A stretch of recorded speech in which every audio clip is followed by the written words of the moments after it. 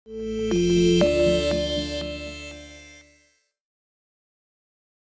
ini, oke, sebelum kita mulai, kita akan berdoa dulu ya. Mari kita berdoa. Tuhan, kami datang kepadamu sore hari ini, Tuhan. Kami akan mendengarkan akan firman-Mu. Biar firman Tuhan yang berbicara kepada setiap daripada kami, memberikan pengertian ya Tuhan, akan setiap firman Tuhan, supaya kami bisa mengerti yang menjadi isi hati Tuhan. Dan kami bisa menjadi pelaku firman Tuhan di dalam kehidupan kami.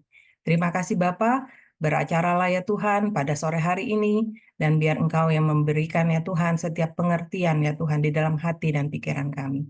Kami persilakan Tuhan untuk Engkau bekerja di dalam nama Tuhan Yesus. Haleluya. Amin. Oke, Bapak Ibu semua, hari ini saya akan membawakan firman Tuhan dengan tema iman di dalam Tuhan Yesus.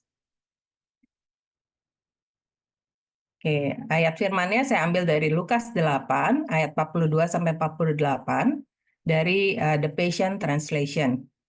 Bunyi firman-nya seperti ini. Yesus pergi bersama dia ke rumahnya untuk menemui anak itu.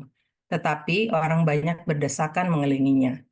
Pada hari itu, di tengah orang banyak, ada seorang perempuan yang sangat menderita selama 12 tahun karena mengalami pendarahan kronis. Walaupun dia sudah menghabiskan semua miliknya untuk berobat kepada para penyembuh, yaitu tabib, dia masih sakit. Setelah maju menerobos orang banyak, dia sampai di belakang Yesus dan menyentuh jumbai selendang doanya. Saat itu juga pendarahannya langsung berhenti dan dia menjadi sembuh. Tiba-tiba Yesus berhenti dan berkata kepada murid-muridnya, ada orang yang menyentuhku, siapa dia? Sementara mereka semua menyangkalnya. Petrus menjelaskan, Guru, setiap orang sedang menyentuhmu, mencoba dekat denganmu. Kerumunan ini padat sekali, sehingga kita tidak dapat berjalan menerobos semua orang ini tanpa didesak-desak. Yesus menjawab, ya, tetapi aku merasa gelombang kuasa mengalir melaluiku. Seseorang yang menyentuhku untuk disembuhkan, dan dia menerima kesembuhannya. Ketika perempuan itu menyadari bahwa dia tidak dapat bersembunyi lagi, dia datang dan tersungkur dengan gemetar di kaki Yesus. Di hadapan semua orang banyak, dia menyatakan, "Aku sangat ingin menyentuhmu, Yesus, karena aku tahu kalau saja aku dapat menyentuh, bukan hanya ujung jubahmu, aku akan sembuh." Yesus menjawab, "Anakku yang kucintai, imanmu kepadaku sudah melepaskan kesembuhan untukmu. Kamu boleh pergi dengan damai sejahteraku." Ya, Bapak Ibu, saudara-saudari semua, kita tahu cerita Alkitab ini, yaitu mengenai seorang perempuan yang sakit pendarahan selama 12 tahun lamanya, ya. Dan di sini ada yang menarik, ya. Pada saat kejadian ini terjadi, sebelumnya Yesus itu sedang menuju ke rumah Yairus, ya, untuk menyembuhkan anak perempuan Yairus yang berusia 12 tahun yang sedang sakit. Nah, di dalam perjalanan Tuhan Yesus menuju ke rumah Yairus, ya, di dalam perjalanan itu Tuhan Yesus bertemu dengan perempuan yang sakit pendarahan ini, ya. Sebenarnya bukan bertemu, jadi pada saat itu ada perempuan ini di dalam perjalanan Tuhan Yesus gitu ya. Tuhan Yesus saat itu belum melihat akan perempuan ini gitu ya, belum mengetahui kehadiran perempuan ini. Tapi perempuan ini pada saat melihat Tuhan Yesus, nah, timbul di dalam hatinya untuk dia merasa bahwa dia bisa sembuh asalkan dia menjamah saja jumbai jubah daripada Tuhan Yesus. Ya, jadi di situ ada yang menarik bahwa pada saat orang banyak ya berada di sekeliling Tuhan Yesus saat itu, dikatakan tadi sebelumnya di ayat sebelumnya oleh Petrus mengatakan bahwa Guru, setiap orang sedang menyentuhmu, katanya, mencoba dekat denganmu, kerumunan ini padat sekali sehingga kita tidak dapat berjalan menerobos semua orang ini tanpa didesak-desak. Jadi saya bayangkan ya kalau ada artis gitu lewat gitu ya, orang-orang semua pada mau megang gitu, pada mau deket-deketan. Jadi terlalu crowded sekali gitu ya, ramai sekali sehingga mau jalan aja susah ya. Nah, itu yang dialami saat itu gitu loh. Jadi banyak orang sekali. Berarti di sini dari perkataannya Petrus bahwa orang-orang itu pasti menyentuh Tuhan Yesus. Semua orang-orang itu pasti menyentuh Tuhan Yesus. Tapi apa yang terjadi sama perempuan ini sampai dia mengalami yang namanya kesembuhan? Ada sesuatu yang berbeda dari perempuan ini. dengan orang-orang yang banyak yang berkeliling di sekitarnya Yesus saat itu. Ya, jadi di sini eh, kita bahas satu persatu ya Bapak Ibu ya. Nah, di sini kita bahas dulu mengenai jumbai jubah Yesus ya. Nah, jumbai jubah itu dikatakan itu adalah sudut selendang doa ya. Sudut selendang doa itu biasanya dikatakan bahwa selendang doa mesianik atau talit ya dalam bahasa Ibraninya yang melambangkan semua perintah dan janji Allah.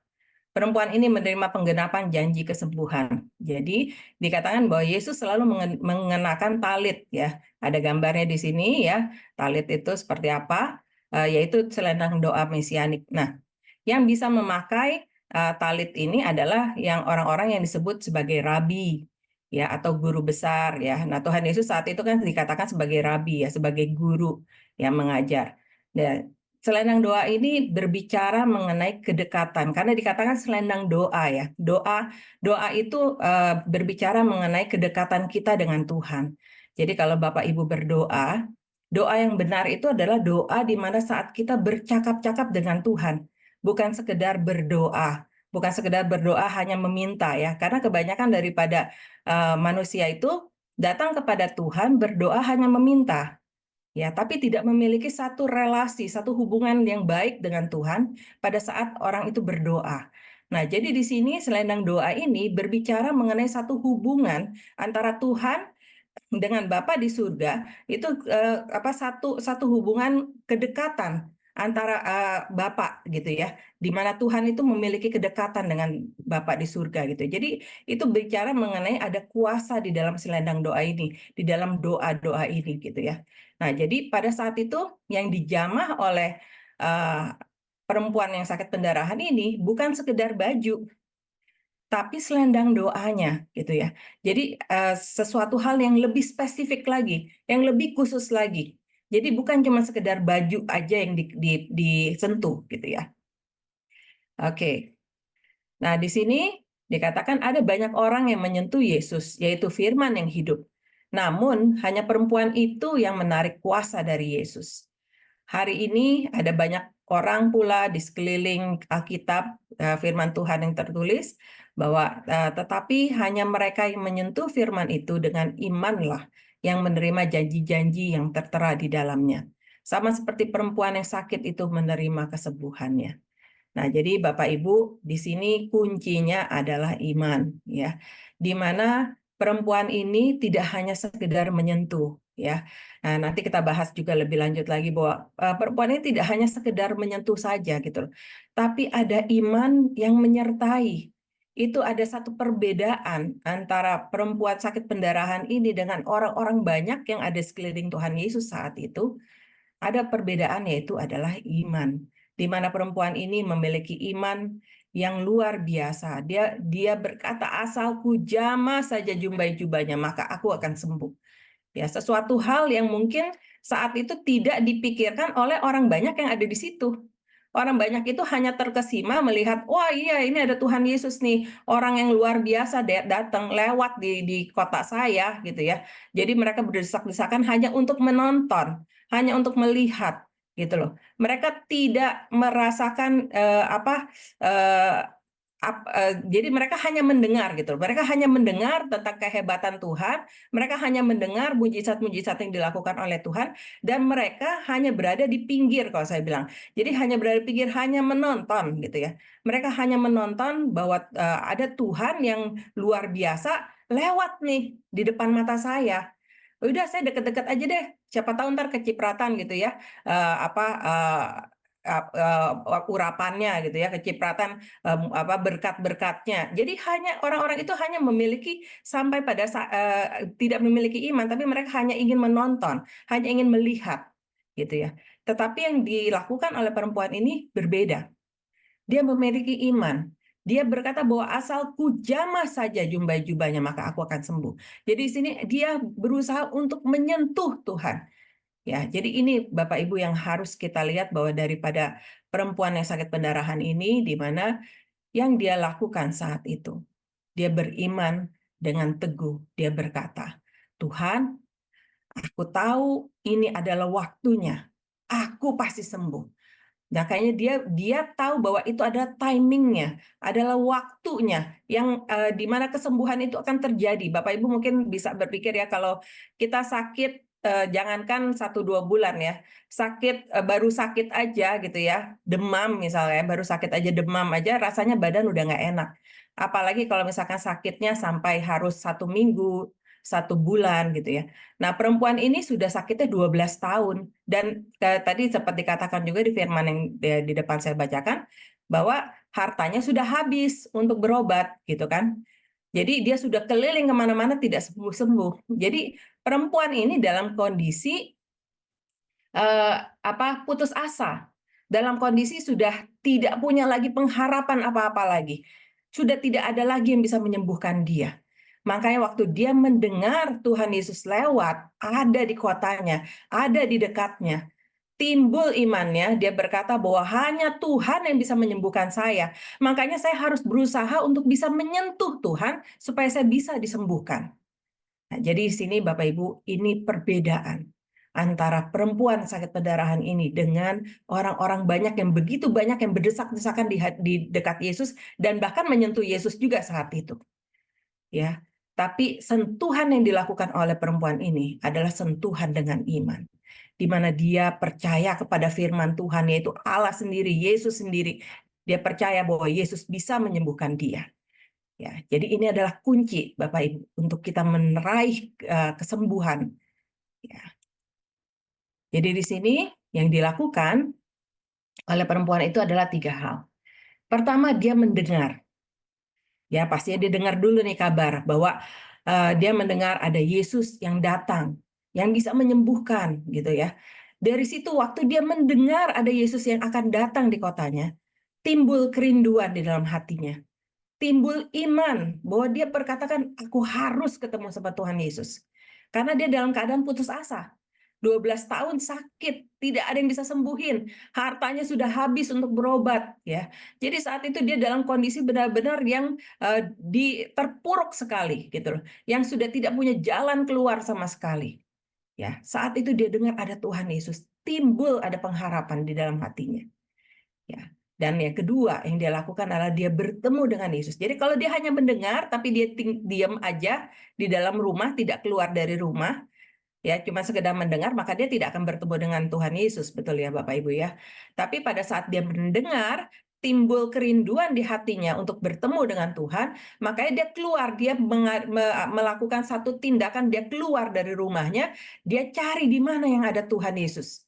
Ya, waktu dia bertemu dengan Tuhan Yesus dari jarak jauh, ya, yang sini saya bayangkan waktu dia bertemu dengan Tuhan Yesus dari jarak jauh, ada tantangan Bapak Ibu. Ada tantangan, nggak gampang, nggak mulus gitu ya. Nggak Tuhan Yesus itu lagi jalan sendirian, nggak kayak begitu. Tapi Tuhan Yesus itu dikerumuni oleh orang-orang banyak, sampai didesak-desak gitu ya. Terlalu banyak. Biasanya kalau kita ketemu gerombolan yang terlalu berdesak-desakan, biasanya kita minggir ya Bapak Ibu ya. Kayaknya jangan sampailah kita berada di dalam kerumunan seperti itu. Tapi perempuan ini berbeda karena dia sudah punya pengharapan akan Yesus. Dia berusaha untuk menerobos padahal kondisi tubuhnya sedang sakit saat itu ya. Tapi dia berusaha untuk menerobos bagaimanapun caranya, aku harus sentuh Tuhan. Bagaimanapun caranya aku harus cari jalan. Sampai kalau kita lihat dikatakan bahwa dia menyentuh jubah Tuhan Yesus, itu berarti dia harus merunduk. Dia harus merunduk di antara kerumunan orang-orang banyak. Ya. Jadi pada saat itu dia berusaha untuk menerobos. Dia berusaha untuk masuk ke dalam kerumunan itu. Dia berusaha untuk mendekat kepada Tuhan. Nah, dari itu, makanya karena dia berusaha untuk mendekat kepada Tuhan, makanya terjadilah dia bisa menyentuh Tuhan Yesus. Imannya menjadi semakin tajam dan keteguhan hatinya juga semakin kuat lagi. Dia katakan, asalku jamah saja jubah-jubahnya, maka aku akan sembuh. Dan maka jadilah ia sembuh. Nah, perempuan ini jadi pada saat dia disembuhkan, itu bukan seperti yang waktu Tuhan Yesus menyembuhkan orang-orang sakit yang datang kepada Tuhan, Tuhan sembuhkan saya. Tuhan bilang, ya aku sembuhkan, Tuhan jamah dan Tuhan sembuhkan. Tapi perempuan ini tidak, berbeda. Cara dia sembuh itu berbeda dengan orang-orang yang disembuhkan oleh Tuhan sebelum-sebelumnya. yaitu apa? Bahwa Tuhan aja sampai bertanya tadi ya. Tuhan Yesus sampai bertanya, siapa yang menyentuh aku? Dia menyentuh aku dan dia disembuhkan. Jadi pada saat itu Tuhan juga tidak tahu bahwa ada orang ini, perempuan ini yang mendekat pada Tuhan. Ya, jadi cara kesembuhan ini berbeda daripada orang-orang yang lain. Tapi inilah ajaibnya Tuhan ya, bahwa Tuhan itu tidak pernah membiarkan kita kecewa. Ya, pada saat kita datang sungguh-sungguh sama Tuhan, kita menyentuh Tuhan, kita menyentuh hati Tuhan, kita datang, kita bilang sama Tuhan, Tuhan, saya perlu Engkau. Tuhan, selamatkan saya. Tuhan, sembuhkan saya dari sakit saya. Pada saat kita berkata seperti itu, Tuhan itu luar biasa. Tuhan itu pasti tergerak hatinya, pasti Tuhan akan menyembuhkan kita. Ya, jadi Bapak Ibu di sini bisa lihat bahwa ada hal yang harus kita lakukan untuk kita datang kepada Tuhan. Tidak hanya sekedar berdoa, ya, tapi kita harus mendekat kepada Tuhan. Oke, ya. Di dalam Roma 10 ayat 17 dikatakan, jadi iman timbul dari pendengaran, dan pendengaran oleh firman Kristus.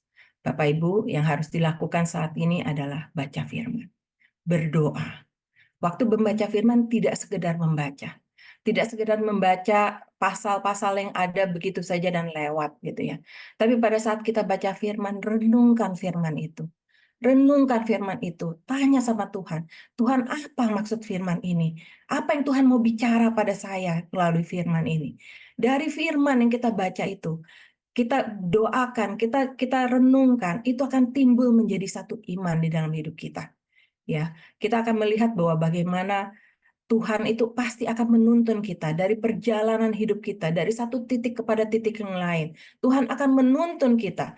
Percaya Bapak Ibu, pada saat kita berdoa, kita percaya, kita merenungkan firman Tuhan, Tuhan menjawab setiap doa kita. Tuhan mendengar dan Tuhan memberikan petunjuk kepada kita melalui firman-firman Tuhan yang kita baca. Ya, itu yang akan membuat kita bisa semakin dekat dengan Tuhan dan timbul iman. Karena dikatakan di sini, iman timbul dari pendengaran dan pendengaran oleh firman Kristus. Jadi satu hal Bapak Ibu, waktu baca firman Tuhan, bacalah secara verbal sampai kita bisa mendengar dengan telinga kita setiap firman yang kita baca. Ya, karena dikatakan di sini iman timbul dari pendengaran dan pendengaran oleh firman Kristus. Jadi pada saat Bapak Ibu baca firman, jangan cuma sekedar di dalam hati, tapi perkatakan firman itu.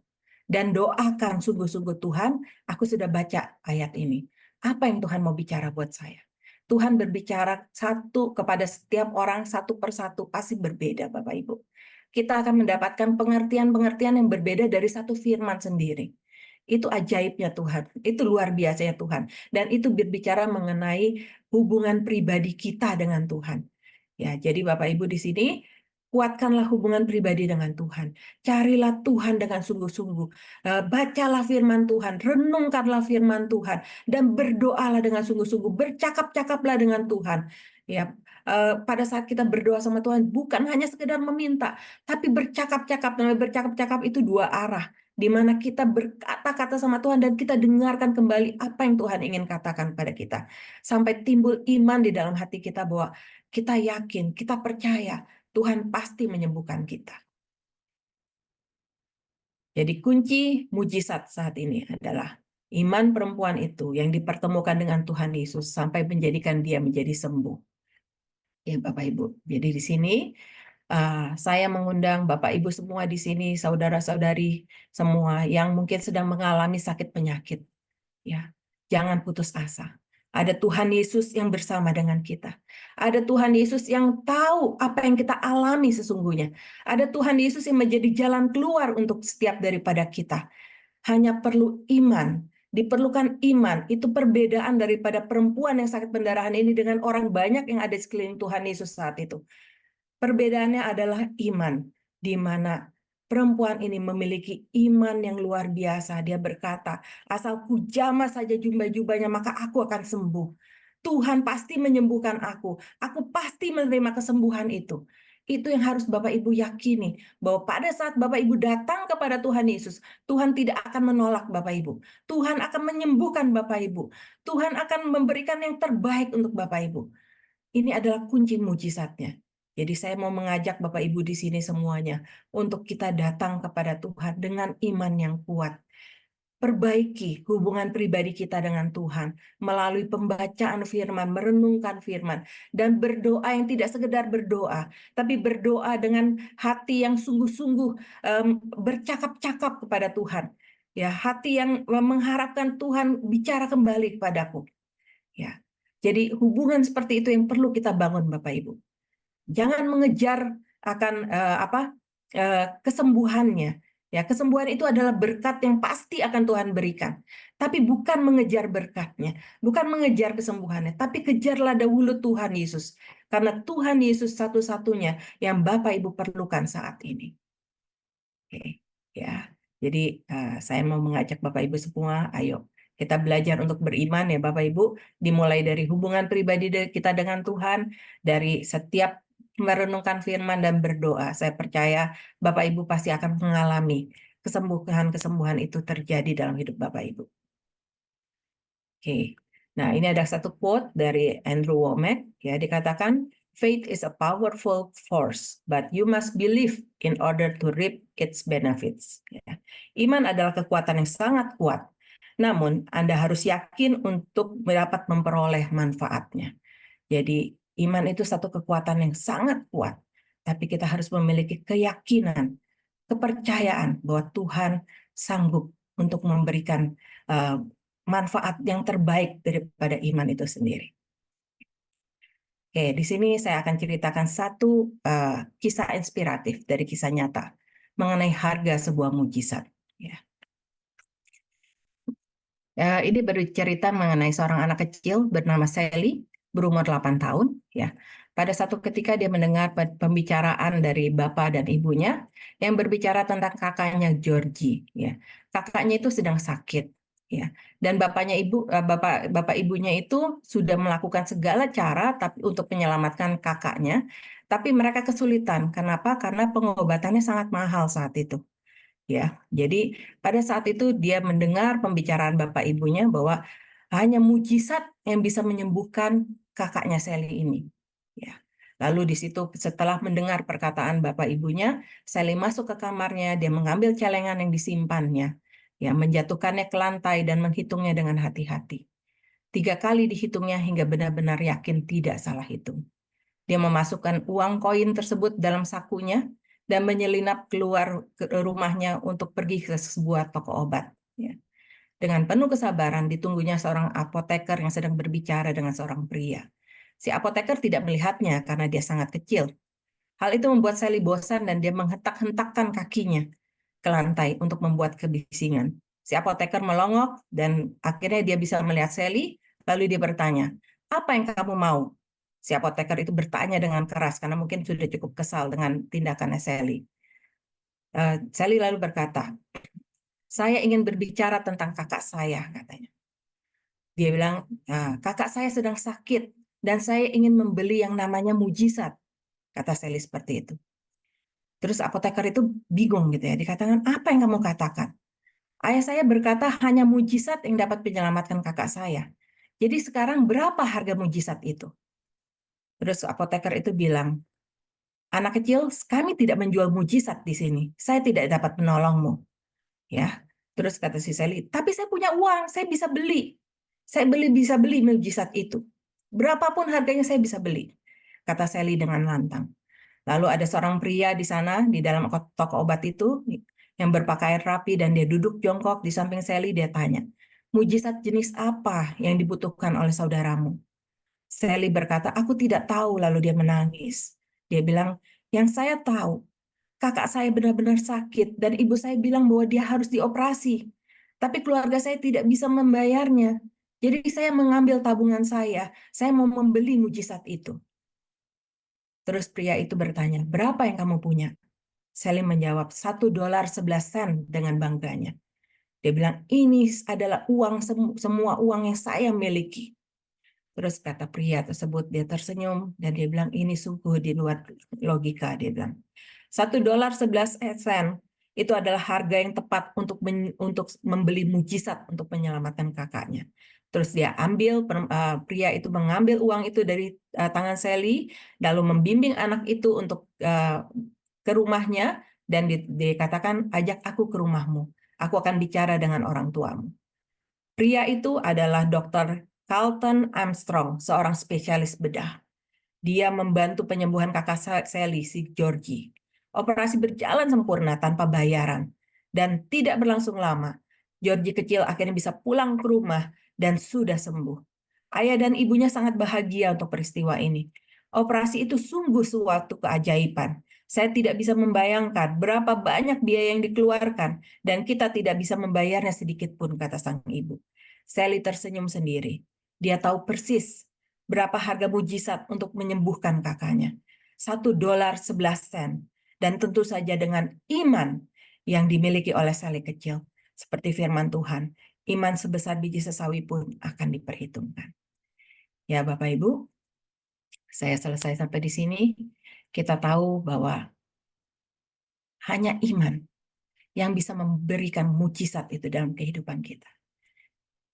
Mari kita memiliki iman, kepercayaan kepada Tuhan. Bangunlah relasi yang dekat dengan Tuhan. Saya percaya setiap daripada kita akan mengalami mujizat-mujizat kesembuhan. Oke. Ya, saya selesai sampai di sini. Saya akan berdoa. Untuk yang pertama, saya akan mendoakan untuk Bapak Ibu yang dalam hati Bapak Ibu tahu bahwa Bapak Ibu memerlukan Tuhan Yesus sebagai Tuhan dan Juru Selamat. Atau Bapak Ibu selama ini mungkin sudah tahu tentang Tuhan, tapi Bapak Ibu sudah jauh dari Tuhan. Bapak Ibu mau memperbaiki iman, mau memperbaharui iman di hadapan Tuhan. Saya akan pimpin doa saat ini. Untuk Bapak Ibu yang mau, yang tadi saya katakan, bisa taruh tangan kanannya di dada dan bisa mengikuti doa saya untuk berdoa, memperbarui iman dan menerima Tuhan Yesus sebagai Tuhan dan Juru Selamat. Mari kita berdoa. Tuhan Yesus, saya percaya Tuhan adalah Tuhan yang hidup. Saat ini Tuhan, saya sebut nama Bapak Ibu semua, mengaku sebagai orang percaya, sebagai orang berdosa. Ampuni Tuhan setiap dosa-dosa saya. Masuklah Tuhan ke dalam hati saya, dan jadilah Tuhan dan Juru Selamat dalam hidup saya. Ambil alih Tuhan seluruh hidup saya. Biar Tuhan yang memimpin kehidupan saya menjadi Tuhan dan Juru Selamat dalam kehidupan saya. Terima kasih Bapak, saya percaya saat ini saya sudah menjadi anak Tuhan. Saya sudah dipindahkan dari kegelapan kepada terang. Terima kasih Tuhan Yesus untuk anugerah-Mu. Saya serahkan hidup saya ke dalam tangan Tuhan Yesus. Di dalam nama Tuhan Yesus. Haleluya. Amin. Oke, Bapak Ibu, doa yang kedua saya akan mendoakan sakit Bapak Ibu. Untuk setiap Bapak Ibu yang mengalami sakit, boleh taruh tangan kanannya di tempat yang sakit. Kita berdoa bersama-sama. Kita meminta kesembuhan daripada Tuhan. Kita percaya akan mujizat Tuhan yang Tuhan berikan dalam hidup kita. Mari kita berdoa. Tuhan, aku berdoa saat ini ya Tuhan, untuk setiap peserta di dalam Zoom MHI pada hari ini ya Tuhan. Engkau sendiri melihat Tuhan setiap tangan yang diletakkan ya Tuhan, di bagian yang sakit ya Tuhan. Saat ini kami perkatakan semua sakit penyakit yang ada disembuhkan dengan bilut-bilut darah Yesus. Kami perkatakan semua kelemahan tubuh digantikan dengan kekuatan yang baru daripada Tuhan di dalam nama Tuhan Yesus. Semua sakit penyakit, sakit kanker, sakit ginjal, sakit-sakit yang lain semuanya, sakit paru-paru, sakit tumor, sakit apapun juga yang terjadi saat ini, kami patahkan, kami hancurkan di dalam nama Tuhan Yesus. Kami perkatakan semua sakit penyakit pergi dan keluar daripada tubuh kami di dalam nama Tuhan Yesus.